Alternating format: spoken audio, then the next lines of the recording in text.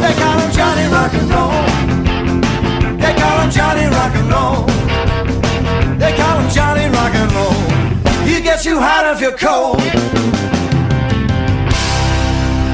Listen all day and all night. Eat the steak and then get a pen. Oh, gnarly! You do shots? Come on, wolf it. This is my friend, Savannah. Savannah. Hi, Savannah. She's cute. You told me she's cute, but she's cute. You're cute? No, it happens in the bedroom. Of course it is. Can I show you the bedroom? Oh, you don't have to. I mean, No. I don't know, throw a wrench, whatever you guys normally, I don't know, whatever. Yeah, but you go. Why don't you just calm down? Just Stavros, I assume? Yes. I just wanted to welcome you to the neighborhood. Oh, thank you. Yeah, I brought you some sandwiches, by the way. How good is lamb, huh? Oh! Nico! Oh, gotcha. Oh. Get back in. I'm so sorry. Is there anything I can do for you? How the fuck did I know that I catch you icing the stairs, you sack of shit ambulance chaser? What are you doing here? My workers' comp got canceled. You're an a-hole, Frank. Should've laid low like I fucking told you to. Hey, watch your step. Could be slippery. I go from home to the alibi room. They got a video, you moron. I'm gonna get hurt in the next job. And aim for the knees next time, huh? Aim more than ribs. The city will pray. Larry and Burke, attorney at law at your service. Come down, seriously? You talking about the election? Negative. We're ready tonight before Channing's body was found. Not this any of your business, but I was at my daughter's violin recital. What doing now? She had soccer practice. What are you getting at? I like Channing. Had nothing to do with his death. do we do them? Who's asking? I'm Elle Woods, and I'm here to discuss the legal situation at hand. Hmm?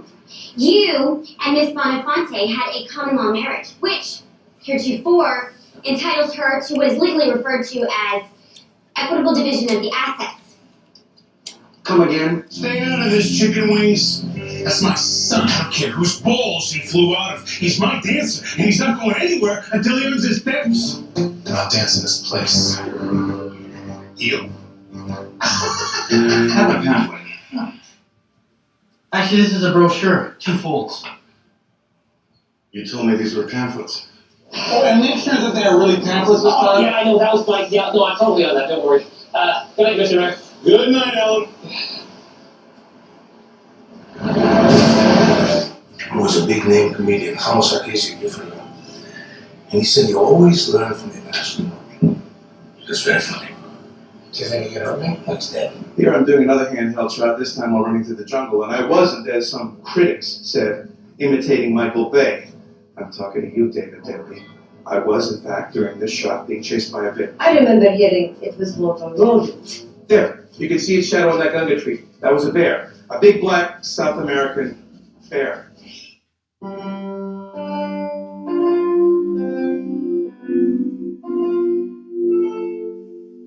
When I was a kid, I wanted to be John Lennon.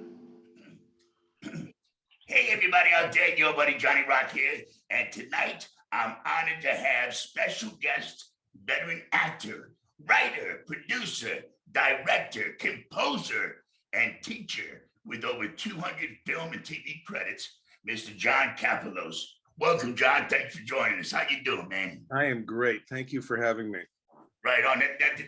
I know everybody actually is. Did I say that right, Kapelos? You said it beautifully. You know, people can massacre it as long as they invite me and spell it properly. I don't care about the pronunciation sometimes. So right on. Well, you know, our associate producer for tonight's show, Lori Vance, she just calls you Caps. I know. Yeah, I know. Which is cool. I like that. That's easy, Caps. And which has helped me to remember the pronunciation. If I start off with Caps, Ilos. Yeah. How do you know Lori? How do I know her? Through my good friend Mark Manning. We met. Mark is mostly in the soundtrack business. He just moved out of LA back east with his wife Yvette, and Mark and his partner Ford. And I've known those guys for a long time.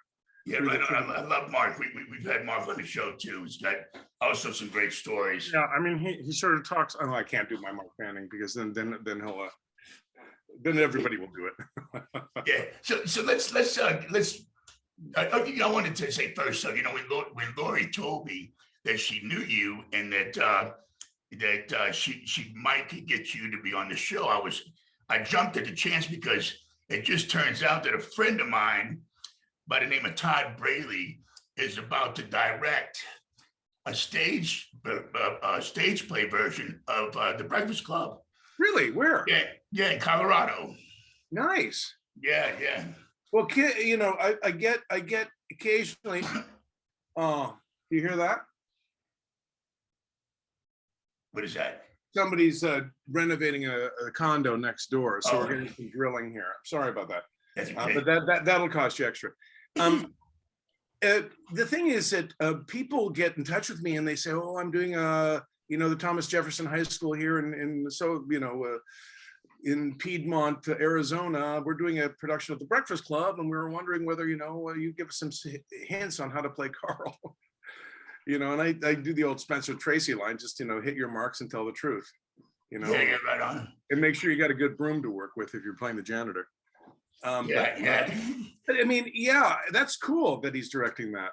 I think it really would make I think it's a really great play to do in high school. Oh yeah, of course. Well, it's a teen film, right? Yeah. Right, but the fact that it's been adapted into a play and kids are doing it in high school, I think that's kind of a neat trick. I mean, I don't know whether John would ever have anticipated that happening. Frankly, I don't think he would have. Probably not. Yeah. No. I do have a question from Todd Braley. He wants to know how you feel about your monologue from The Breakfast Club, where you tell each of the kids where they're going to be when they were adults. They got cut. He said he understands as a filmmaker why it got cut, but he's just curious to know how you felt as an actor to have that scene cut, because he's seen the deleted scenes and thought it was great. Yeah, well, those scenes are available on there's a deluxe disc of The Breakfast Club that has a lot of the stuff that was only on VHS tapes that they got off John and Nancy Hughes, his wife. They had this collection of VHS tapes, and Nancy has since died. She died a couple years ago. So she was around when they were making this. Anyway, yeah, I mean, first of all, the scene was like, I go around the room and tell them where they're all going to be 25 years from now, which is like now.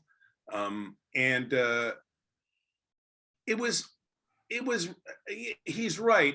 I mean, he's probably read about this. It didn't really work in the movie because John said it was too, I mean, he gave a reason, but it was too much, on the head, and in a way that would have taken us out of the film, and it didn't sort of work with the way the movie was going. I mean, there are lots of reasons for it, but the thing is, I was gutted, totally effing gutted, when Dee Dee Allen, the editor, told me outside the Alfred Hitchcock looping stage at Universal that, that scene where you tell them you're all going to be in 25 years.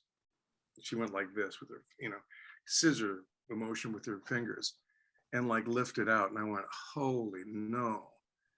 And as an actor, there are various points in actors' careers when they do a lot of great stuff and it gets gutted out in the movies. I can name several other actors that have experienced that. And, in my case, I think, I'm not being too dramatic about it, but I think it would have had a better result for me had it been in the movie, but, I can't second guess that. A better result for me, maybe even more exposure in the film or whatever, I don't know. But, you can never gauge that stuff. Right. Well, I'm glad it's available now for people to see. That's one of the things that I learned as an actor is not to tell too many people about your scenes, because when everybody gets together and goes to the theater and then it's cut, you're like, oh, okay, all right. Do you want to hear a humiliating story? Because I don't think I've ever told this story to anyone. Well, that's the kind of stories we love to hear. I did a movie. Oh gosh, what was it called? I'm trying to remember the damn movie.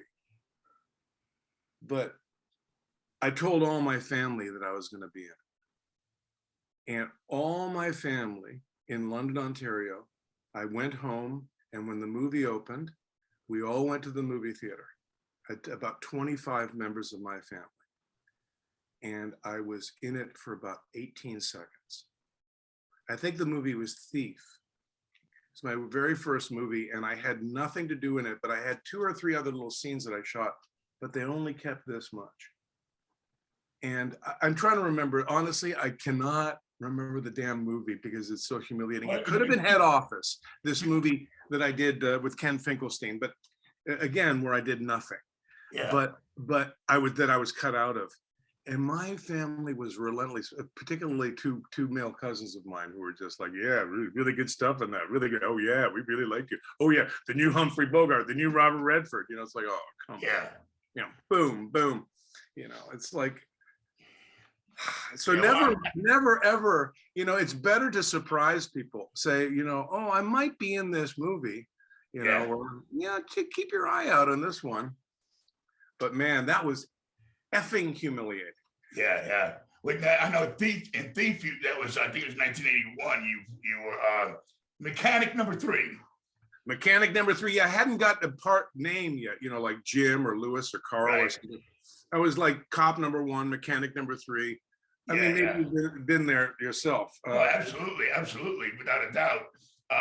You know, hood number 1. I wanted to answer that too about that. Getting into acting. Before we talk about what inspired you and how you started, so how many were these background roles, or were they featured? And how many did you actually do that? Do you recommend that to actors to actually do background work? Well, it wasn't background work. I had speaking roles in these movies, and I was cast as an actor. So don't get me wrong, I wasn't working as background. I worked in background in one movie in Toronto in 1976 or 7, and it was ridiculous. I mean, it was just 1,000 people, and we were on the street, and they said, "Okay, all right, everybody, just go back to ones," you know, and you go back to ones.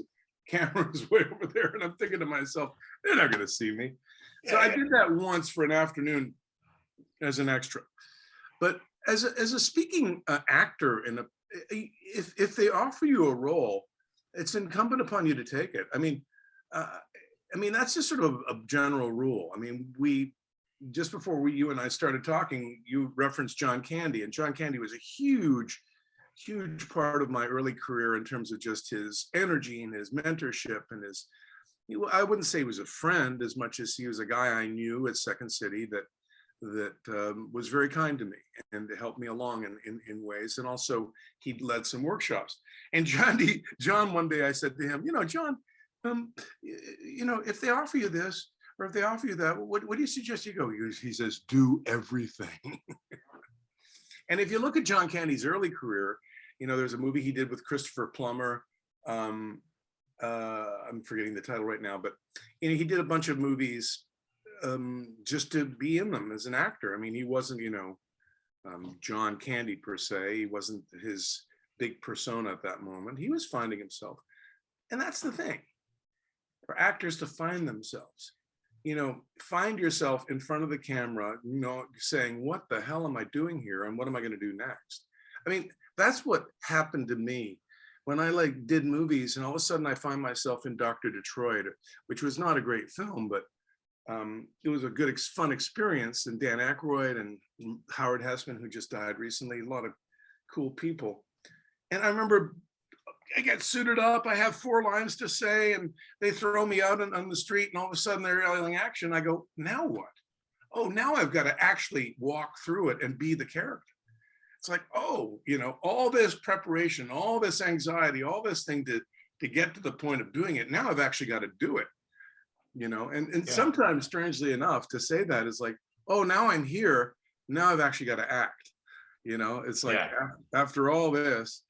And like, it was a weird thing, because I remember Dr. Detroit specifically, and I never really talked about this movie because it's a very small part in a not too significant movie in my career.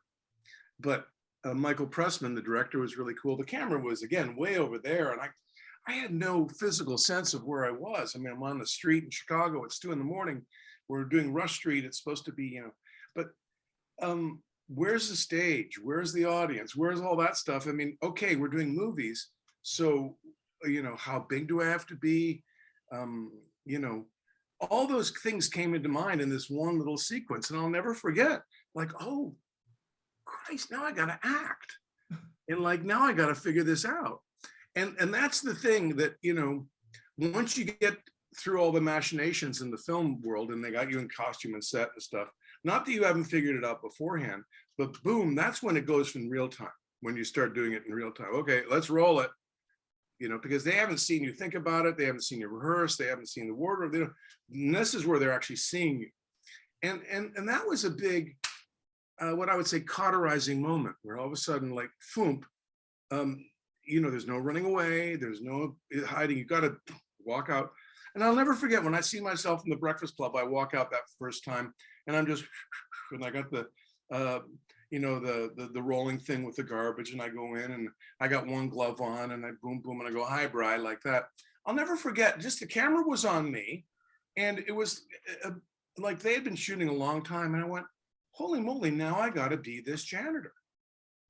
And it was like, it was just a moment of like a deep breath in. Okay, this is who I am. This is where I am.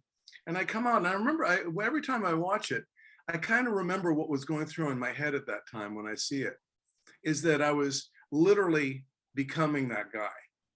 And that's, to me, the one thing about film acting that's much different than stage acting, is you enter the character at a much different level. Oh, yeah. A much different level. You kind of enter it on a cellular level if you have to, because the camera's right here and you're right here. There's no Hamlet, or there's no bigness about it. It's sort of, it has to be there. Now, obviously, I've done different size ranges of characters, big, small, but there's always that relationship with, it's got to be locked in, and there's sort of a different reality there, or the reality there that you have to be aware of. Yeah. I don't know, it sort of went off in a tangent on that. Do you feel more pressure doing theater than you do in film?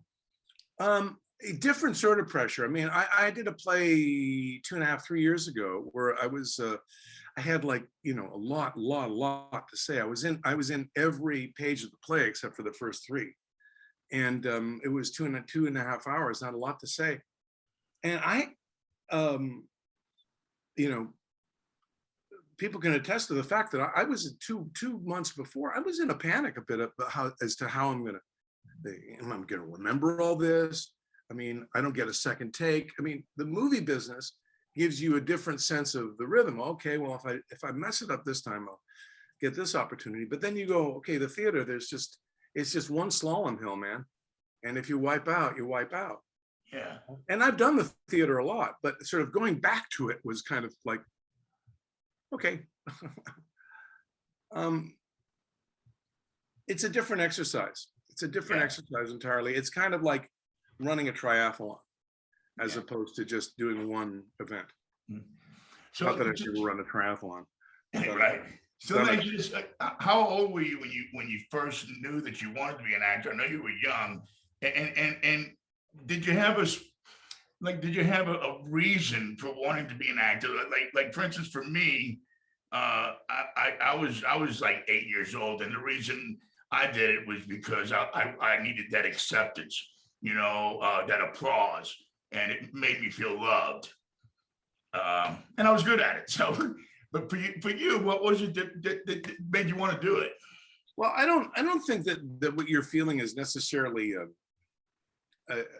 I think there's a lot of that with what I wanted. I mean, I was the youngest in my family, kind of. I mean, in my immediate family and around me, so there was a sense of like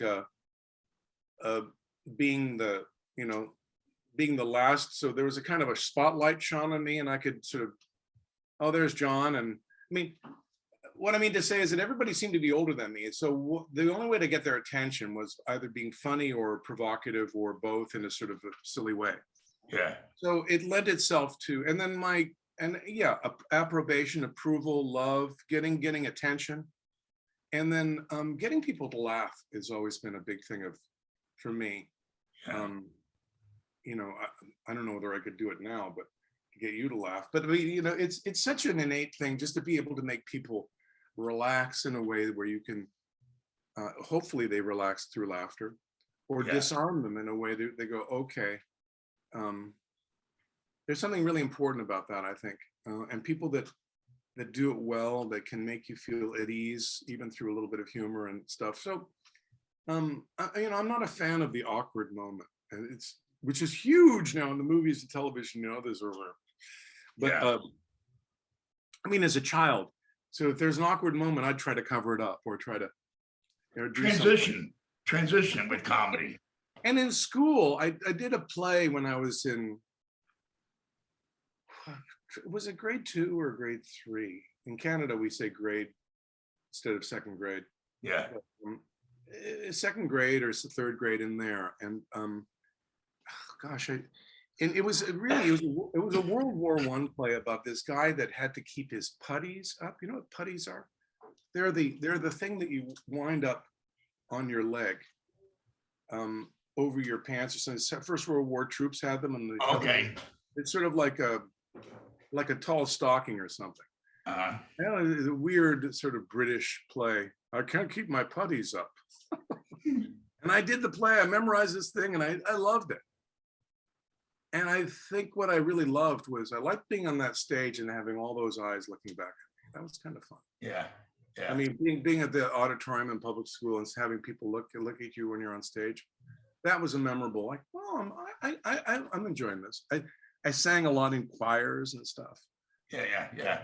Well, I know one thing about with theater, you have that instant gratification, whereas film, you know, it could be a year, 2 years, maybe even 3 years before you actually get to see your work or know how you did. That's the only thing I think I liked about theater. Again, I was afraid of the memorizing the lines and everything. You know, it's a lot of lines. With film, you get those sides every morning. You know. Right. Well, the funny thing is, and I look back on it, I did a high school where it really, really hit me big time. Where I sort of got hit in the head with what they call the showbiz bug was when I did Guys and Dolls in high school. I played Nathan Detroit in the musical Guys and Dolls.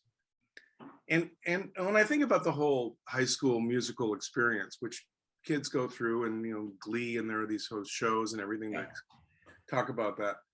The reason why it's such a seminal experience or an important experience for kids or whatever is because it is kind of the fantasy of show business that I'm going to be up on stage and I'm going to be the lead and everybody's going to see me, all my family and friends. And indeed, that's what happens.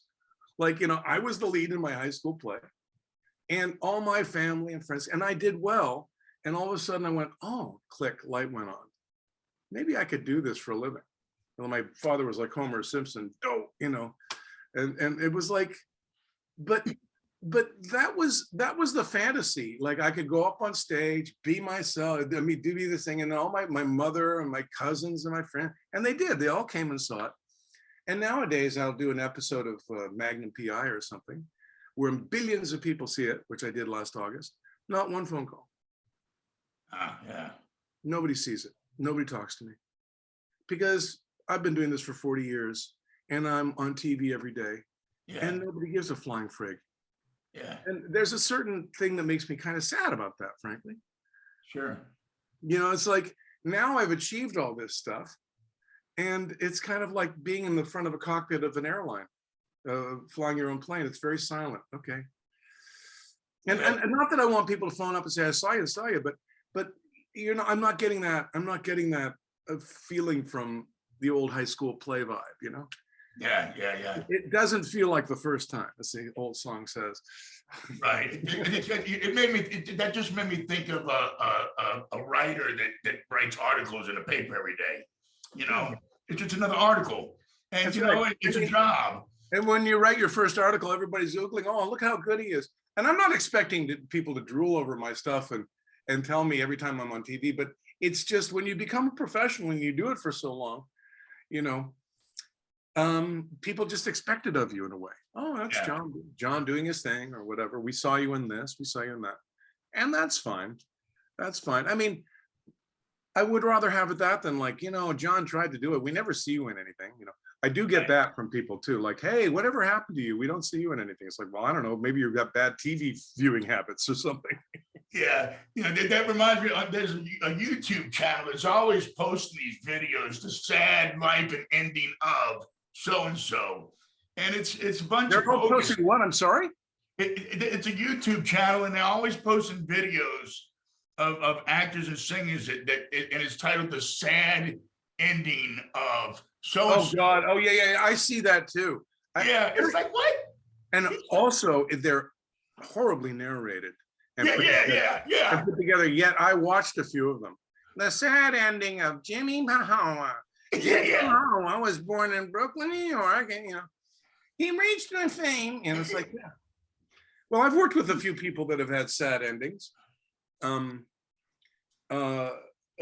What's his name? Wonderful Richard Jenny. Yeah. I worked on a show called Platypus Man, and I played his brother. And this is at the time when all stand-ups were getting shows like Seinfeld and George, what's his name? George Lopez. George Lopez. Yeah. People were getting, to greater and lesser effect, they were all getting sitcoms. It was a hot time. Everybody, Raymond, Ellen. Yeah, you know Roseanne. What's the name of the lady who's now having trouble financially? Female, whatever. She had her own show. But the thing is that, there are people that that burn out. I mean, I didn't know Charlie Rocket personally, and I liked him, but commit suicide. Yeah. There's that. I mean, one day I was watching TV with a friend of mine. Came over, and this is in the days when you could watch TV with people without masks on. And we were watching the film. He said, "Oh yeah, that actor." And it was an old Turner Classic Movies film we were watching, because I love old movies. He goes, "Yeah, that guy killed himself." I said, "Come on." "Oh yeah, he did." So I looked it up. Bing, Wikipedia, all the actors that have committed suicide. I turned off the movie and I'm reading this thing. It was like, oh man. Yeah. And It is very sad, very sad. Well, but it's also, I mean, I also have to say right off the top, it is not a glamorous business, folks. It just isn't. It just isn't. Yeah. Period. Yeah. I mean, it might seem glamorous, and there are glamorous moments, to be sure. There are moments where you go, "Hey, I'm the star of my own movie here," and I'm walking down the red carpet.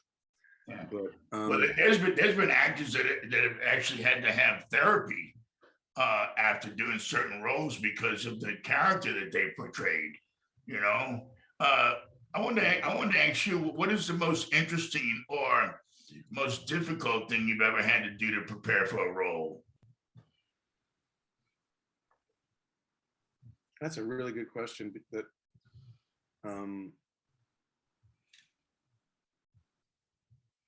there are certain roles that took a little bit more emotional.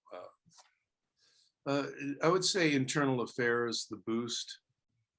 Those were roles where Internal Affairs had to do a lot of emotional and mental prep. And there are a couple of plays I've done. Did a workshop version of this play called The Brig, about a Marine brig. I don't know if you've ever read it. It's brutal. Yeah. And I actually backed out of it because they were going to go on the road with it. And it was one of these things where, like, the actors that were playing prisoners wouldn't talk to the actors that were playing guards. So they really developed this offstage thing, and it was very real. And I did some prep on that. Like, I could never survive being in the military. I realized doing that. I was about 19 or so, 20. Yeah. And I marvel at all these young men and women that can go through it. But this was about a Marine brig. I'm trying to remember the play because it's very famous. Anyway, there was that, but that a lot of the stuff that I prepared myself emotionally for was more in the theater. But in the film world, you don't get much chance to rehearse and to talk about it before. So whatever prep I did, The Deep End of the Ocean is another one, directed by Ulu Grossbart, a film I did where did some emotional prep on that, and also tried to get myself into the space of a man that had lost his son, and get myself into the space of a man that was about to lose his son. I mean, I don't know if you've ever seen the film, but yes and no. I mean, a lot of the parts I get called on to do don't really make me do that deep dive, unfortunately. Yeah. Well, what is your favorite type of character? The next one. I mean, all right. That's always my favorite type of character is one that's maybe it's close to me in a way, but sort of isn't. I like playing smart guys. I'm not good at playing. I never really have been good at playing. I mean, in a comic way, I like playing people that are at the top of their intelligence. But that doesn't necessarily mean I always play uber smart guys or intelligent guys. Even the people that aren't incredibly intelligent are always thinking they're working to the top of their intelligence. So you figure out sort of the intelligence level of the character and you try to work in there. I like guys that are quick talking, that are ironic, that are smart, that are subtle, but also can be funny and then in with the stick. Those sort of characters, to me, really work well. I'm developing a show right now called The Mayor of Koreatown, which is a long form, like 12 episode HBO Max type of hour. Well, thing is, the shows vary in length, so I don't know whether it's an hour, but it's sort of a detective film noir guy. And that's the sort of guy I like to play. The thing about, let's say, a guy like Carl, the reason why Carl was so resonant was because I could play a janitor, but what is a janitor? A janitor is a guy that just cleans up a place, but he could be anything in his own little world. Yeah. I mean, so I don't know about you, but all the janitors I had in high school were all these kind of strange individuals. One of them was a tennis player, and one of them was a bass player in some jazz band, and whatever. They all had their own sort of personae. They weren't dedicated janitors, Right. We had a janitor that used to play a comb with saran wrap, like a harmonica, and he'd start with putting he'd sing, and we used to see him later on after high school. I would see him in the local gong shows doing the bit, and to be honest, he was horrible, but he was entertaining and it was hilarious. And he'd sing and he'd sing like Hound Dog, and it was just but it was great. It really was great. The thing about a lot of film acting stuff, or when you is you really have to use the dialogue as a guide. I mean, as a guide, because sometimes you just have to say the words, and you don't have to put much behind it, because if it's really well written, man, it just works. Yeah. And in John Hughes' case, he had words, but then there were also these moments he says, okay, now just fly free, say whatever you want. And I've worked with various directors like that, and that's a nice thing too. Mike Figgis, Internal Affairs, Sidney Lumet. Okay, when a director says say whatever you want, that's kind of crossing the threshold of improv, which I know that you're big on, and I think you even teach an improv class. For some people, improv, like for me, is pressure. I'd rather no. You tell me what to say. Give me a script, because I can't. The say whatever you want thing is, I mean, that's probably not a great way of saying it. But there's an acting exercise that is really, really helpful. And if you ever have to improvise again, just utilize this exercise, which is, let's say, if the line is, "Hey, Steve, open the door," and they want you to improvise something different, and okay, yo, man, get the door. What you do is you paraphrase. There's an acting exercise where you're supposed to, you read a script, a page, and it gives you a bunch of lines, and then you do the same lines again, but different words. Yeah. So it's instead of, I really like your black shirt, it's, hey, that's nice what you're wearing. So it makes you think about what you're saying, but you say it differently. Right on, I got you. So you don't get married to the words, because the thing about acting with actors that are insecure or don't know is that they cling to the words in such a way that when they say them, you don't believe them. Oh yeah, that's a really nice black shirt you're wearing. Oh no. Just forget about what he's wearing. Just tell him that what he's wearing is nice. Oh, I like what you're wearing. Okay, so then all of a sudden you've liberated the person from saying the exact line. So that it's a way sort of somehow loosening up the novice actor, the non-actor, but also with the experienced improviser, you're opening up a garden for them, because all of a sudden they don't have to say this word for that. They can say this and this and this. And if you're a John Candy, then all of a sudden your mind is like, building castles. Or if you're an improviser that can do stuff. Yeah. You see what I'm saying? I mean, yeah, sure do. But it is pressure to certain actors, and frankly, if anybody puts you in that situation, you just tell them, I don't know whether I can do this. Yeah. Or I think that's going to be difficult for me. Help me out. Yeah. I mean, I've always found in a life lesson, particularly in the film business, and I don't care. No question, or nothing is too stupid. Right. Yeah. That's whatever. Yeah.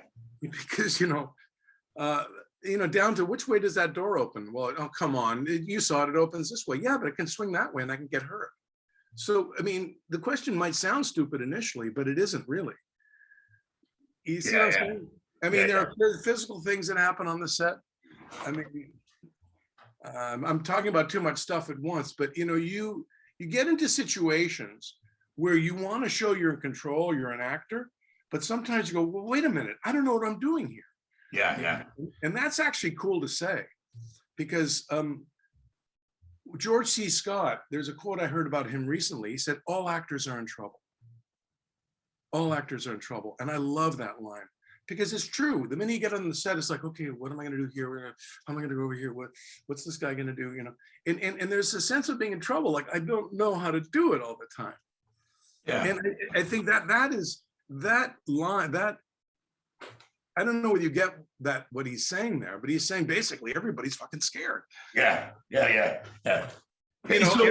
they want to do their best.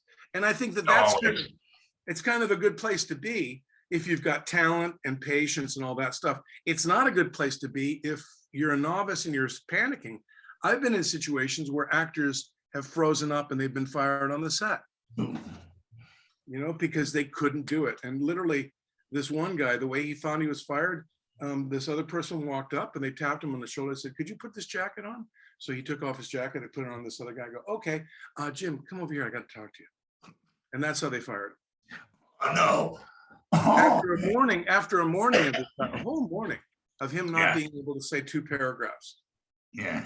And people think it's easy, acting. That's the other thing I've got. What do you do, isn't it? Yeah. But I used to think the same thing, because I used to tell people that we're all actors, because you'll act, you have to act differently when you walk into a job interview. You act differently when you meet somebody. But when it comes to film acting or stage acting, as you know, there's blocking, there's eye lines, there's just so many different the technical aspect of it, so that's where training comes in. I know so many friends that they'll do one background role and then they're ready to get an agent in their headshots, or they'll ask me, hey man, how do I get into it? I said, well, first you need to take classes. Is that what you did? Did you immediately start taking classes? What did you do? What I did, quite honestly, and I've said this in several other interviews, but I'm perfectly happy to say it here, is that when I told my dad I wanted to be an actor, my father was older. I had older parents. I was the youngest, and my dad sort of looked at me and he said, okay, if you're going to be an actor, be the best. That was his. But if you're going to be an actor, what I think we should do is you take a year and try to get a job. If at the end of a year you don't get a job, then I think we should consider you going back to school. And I had sort of dropped out of university at that point with a couple credits to go, and I was willing to go back in and finish my degree and do all that stuff. And I said, okay, if I can't be an actor, then what I want to do is go back to school and become a filmmaker. He said, fine, but try, if you want to try being an actor for a year. But he said to me, get a job acting, because my brother went to Princeton, and my older brother is brilliant, went to Princeton. So we went to see his graduation afterwards. The family went to New York, and we went out to dinner for a couple of nights, my parents' anniversary and stuff. It was really a lovely time, and I was 12 or 13 at the time. And every restaurant we went to, all the waiters and waitresses were really handsome and gorgeous and stuff, but they were all actors. Yeah. And it became a joke. Well, there's another actor, John. And I was 12 or 13, and loving the idea of, I didn't have TV and all this stuff. So 4 or 5 years later, when I told him, I think I want to do this for a living, he said, do you remember all those actors? He said, they're all waiters and bartenders. He said, I don't want you to be a waiter or bartender. He said, I want you to be an actor. He says, so if you can, get a job acting in the next year. So I looked around, I went to Toronto, and I started taking workshops at Second City, and I realized these people pay me. They will pay you. They pay actors to go on stage and improvise at night. So I went, boom, this is where I want to be. But also it's funny and I could improvise. So I set my sights in Second City and I got a job. So at the age of 21 and a half, 22, I started working in the theater as an actor every night. And I hung on to that job for 8 years. That's what I say to anybody is just get a job. Get something where you're in front of an audience and they're paying you something, right? And then the rest, it's a tough thing to do. It's a tough thing to do. But I did. And what I found was that the more I did it, it was like logging airtime. The more time I spent on the stage, the better I got at it.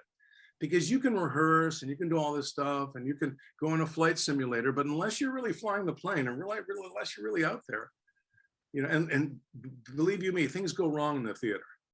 So what was your question? What was your question initially about this? That's a good question. About you're asking me about advice about classes and classes and stuff. I came out to LA having already done 9 or 10 movies, so I didn't come out here to take classes. But like a lot of people come out to California or New York and they take classes and they want to be validated as an actor. My suggestion is you validate yourself before and then come out and you're already an actor. But that's classes are tough. You have to. Hey, what are you doing? My doggy is spinning around on the carpet. Classes are difficult because you really have to choose your teacher wisely. There are a lot of charlatans out there. A lot of people that they know what they're doing. A lot of people that'll take your money and sell you dreams and promises. Different techniques too. Yeah, workshops, working with other actors. There are lots of different ways of approaching it. So what exactly is Second City? Now, I know you're alumni with both Second City in Canada and Chicago. Is Second City? What is Second City? Second City is an improvisational comedy theater that started in Chicago in 1959. It grew out of the University of Chicago, and it was a theater that worked on a series of rules that were developed by Viola Spolin and improvisation for the theater, which basically they developed a 2-act show that came out of improv, and then they do a third act of improvisation. And so that small little theater in Chicago that first started in a Chinese laundry, and then it went down the street into a little bigger location. And the alumni that started coming out of Second City in the early 60s, you had Alan Arkin and Barbara Harris, Elaine May, Mike Nichols. And then you went into the late 60s, you had David Steinberg and I don't know whether you know the two guys, Jack Burns and Avery Schreiber. I'm sure. Burns and Schreiber, and then you go into the 70s, and there was Harold Ramis and Bill Murray and John Belushi, and then my period is Richard Kind is one of the guys I work in Second City, and Mike Haggerty, who's doing a great show now, and a bunch of others. And then after me, it's Tina Fey and Stephen Colbert. So the list of people that have come out of Second City is long and profound. And recently it's gone through some changes. They've got a new artistic director, new ownership. I don't really know much about the current situation at Second City, but it was a great place. It was a great place to learn and to develop your craft. And they paid me, you know? Right. Well, I watched your interview with John Candy's daughter last night. Is she with Second City now, or? Well, she's does this interview with Second City. She's not a Second City actor per se right now, no. Yeah, I really enjoyed that interview because y'all were just sitting there talking like old friends, you know. Well, yeah, and Jennifer is, you know, she's part of the Second City family. And of course, John died tragically at the age of 40, you know, and I remember, and last time I saw him was at his daughter's 16th birthday party at the Gardens here. He was at a hockey game with and his daughter's 16th with Gretzky came and skated around the ice or something with her. But it was really Second City was a really, really good experience because what it did was it sort of made me relax on stage. And then I did this TV show in the late 80s called Forever Night. And I did like 48 episodes of that, a TV episode. And that's when I got really much more comfortable in front of the camera. That was the detective role. Yeah, and doing a lot of doing a series is really helpful because it really gets you nice and familiar with the camera and how they shoot stuff. And I got to write and direct episodes, and that was good. And a steady check. Yeah, which, you know. Yeah. So speaking of experiences and stuff, and you know, you've been in so many films and TV shows and worked with so many people. I think from the story that I heard, one of the highlights I feel is, you know, and this happens with me, especially in radio, where I'll get a drop, you know, voice drop from, I've gotten drops from Jimmy Stewart, which was, you know, I mean, Jimmy Stewart, you know, to even say my name on audio, on tape for me to play, you know, it's like I couldn't pay him $1 million for it. But the story about the Lone Ranger, share that story and how that happened. Oh, you mean the thing that's posted? Yeah, I have it. I have it. I'm gonna play it after you tell the story. I have well, I mean, I didn't know him personally. I didn't meet him personally, but a friend of mine did a commercial. Liz Nichols did a commercial with him. And I loved the Lone Ranger growing up. It was a huge. We're talking about Clayton Moore, ladies and gentlemen. Yeah, Clayton Moore. And she knew this. And she did a commercial with him a few years before he died. And at the end of the commercial, she said, "Would you shoot this little video for my friend John?" And he did. And when she gave it to me, I couldn't believe it. Because, as you said, nobody's name checked me or name dropped me like that. And, you know, I'm sure he's done 1,000 of these. Yeah. But she happened to have a film crew there or something. So they shot it on VHS. And I found it a few years ago, I mean, several years ago, and transferred it and put it online like that. And people watch it. I mean, it's gotten a lot of views. Yeah, well, I have it. I have it right here. We're gonna go and play it right now. This video was a gift from my friend Liz Nichols in 1985. Liz was in advertising and during a shoot actually hired Clayton Moore, the actor who portrayed the Lone Ranger, to tape this Christmas message to me. I was stunned when I first saw this video.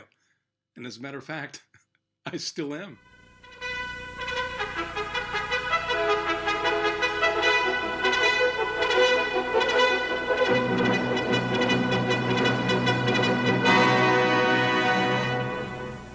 John, we've been riding trails together since you were just a little buckaroo. And I know you know that this mask serves a purpose.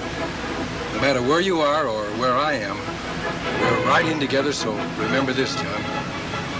I believe to have a friend, a man must be. And all men are created equal. Everyone has the power and the right within themselves to help make this a greater world. God put the firewood on earth, but every man must gather and light it himself. And sooner or later, somewhere, somehow, we must settle with this earth and make payment for what we have taken. That this country of the people, by the people, for the people shall live forever. And everything changes but the truth. John, I believe in my Creator, my country, and one thing for sure, my fellow man. Adios, Kimasabi. One thing, John. A very Merry Christmas and a Happy New Year. Hi-yo, Silver! Away!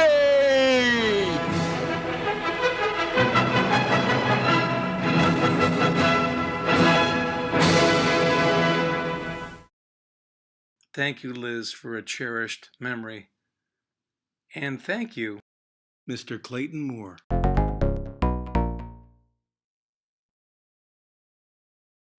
Man, what a keepsake! You know that is just killer. And Yeah, like you said too, you said you know they've probably done thousands of them. You know when I approached Jimmy Stewart, he was at signing poetry, his book on poetry. So it was a book signing. So I was in line like everybody else. I had my tape recorder. When I got up to him, I introduced myself and I just asked him. I said, "Hey, my name is Johnny Rock from Kono Radio. I was wondering if I can get a drop from you." And he said, "Sure. What's your name?" And he goes, "Are we rolling?" I said, No, hold on. So I hit record real quick. And he goes, "You know what? What's your name again?" I said, "Johnny Rock." He goes, and what's the station?" I said, "KONO." And just like this, he goes, I sent a letter to my friend Johnny Rock down in San Antonio, and I told him I wanted him to play In the Mood. And then I found out he was in the nude. I said, "No, the mood. I'm like, man.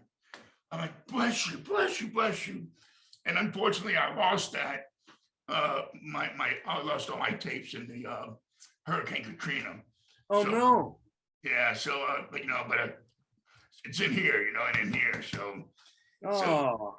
so let me ask you this too. So, again, just like the Lone Ranger thing, share with us your favorite memory, either from the set or, just throughout your career. What is your favorite memory? Your favorite story?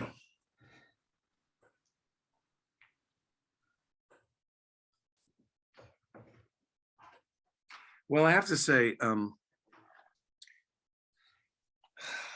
my mother was visiting the set of Forever Night.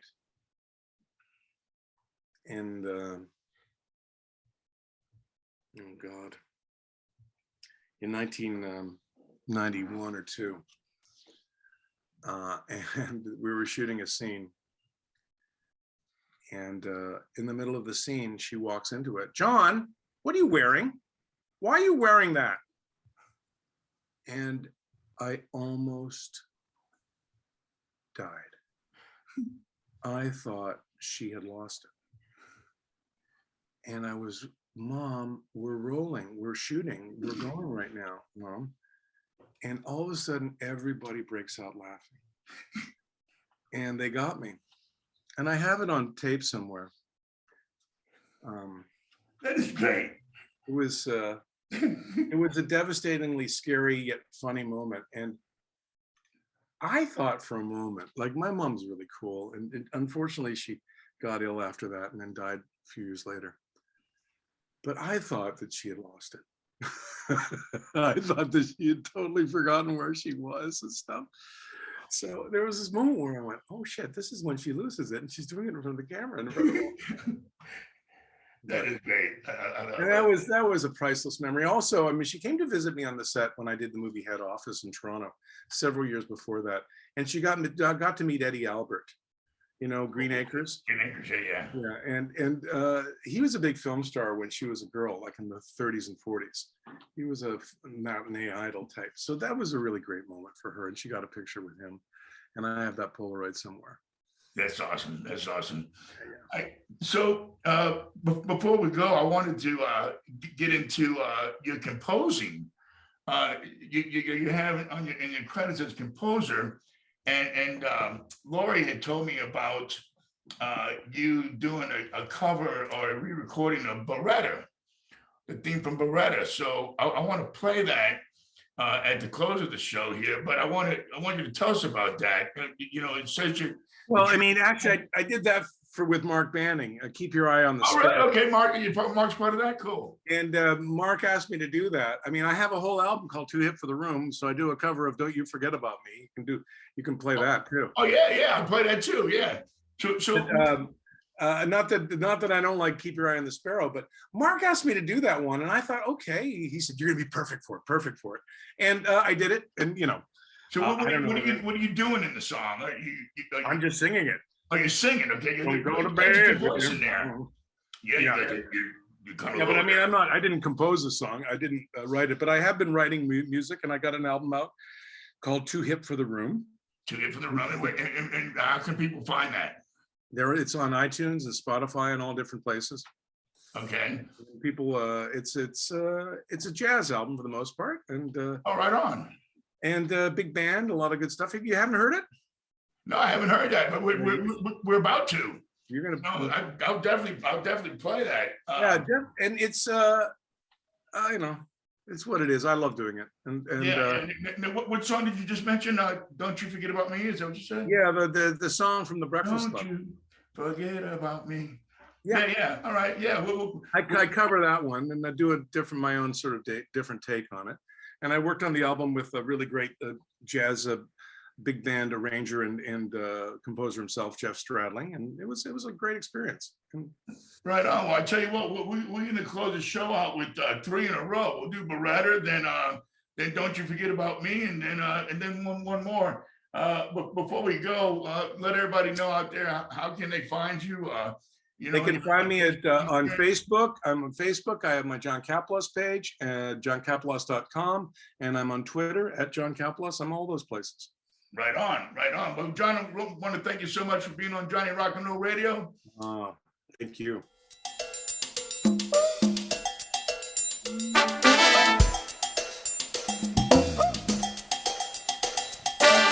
Don't go to bed with no price on your head. Don't do it. Don't do the crime if you can't do the time. No, don't do it. Just keep your eye on the sparrow. When the going gets narrow. Whoa. Don't do it. Don't do it. Don't roll the dice if you can't pay the price. Don't do it. Don't run your feet up no dead end street. No, don't do it. Just keep your eye on the sparrow. When the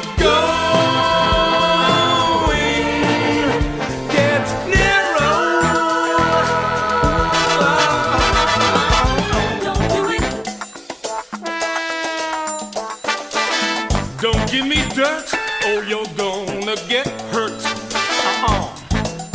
Don't do it. Don't run away till you hear what I say. Don't do it. You just keep your eye on the sparrow till the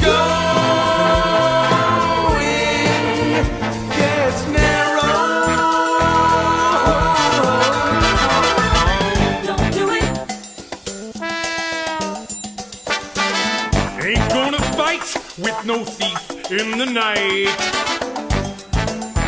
Well.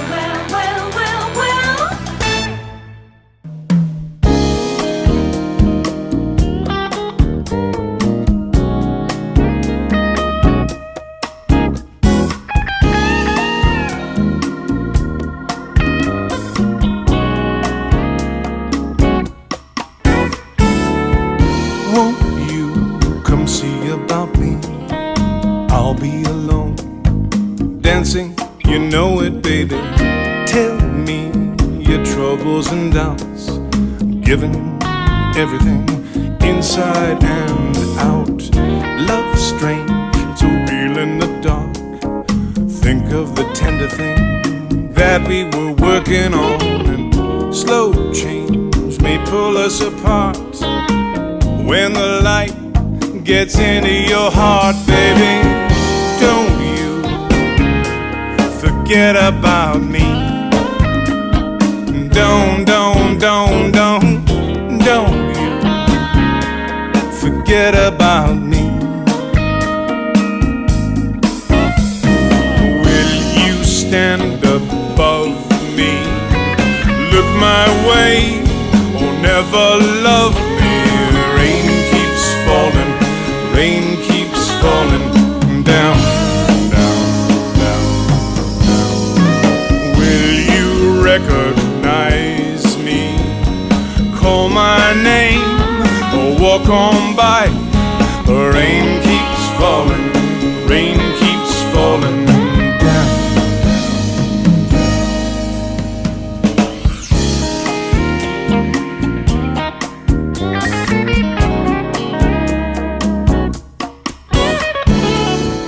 Don't you try and pretend it's my feeling, when in the end I won't harm you or touch your defenses, vanity, insecurity. Don't you forget about me, I'll be alone, dancing, you know it, baby. Going to take you apart, I'll put us back together at heart, baby. Don't you forget about me. Don't you forget about me. When you walk on by, will you call my name? When you walk on by, will you call my name? When you walk on by,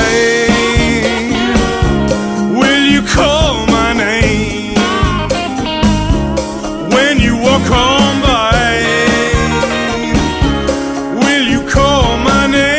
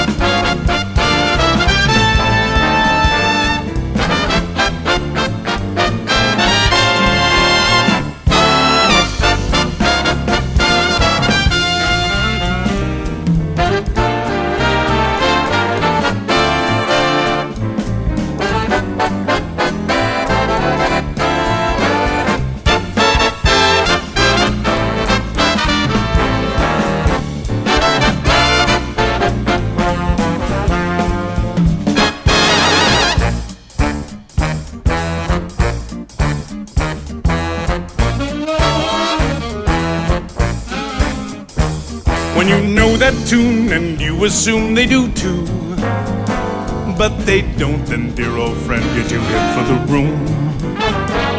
When you crack a joke about a smoking dude and they're calling 911, you're too hip for the room. When your smile gets them riled, you've won the day. When your laugh is a gasp, rev up and fly away. And when you hear Bird riff, that gift makes your heart go boom. Well then you know, my feathered friend, you're too hip for the room.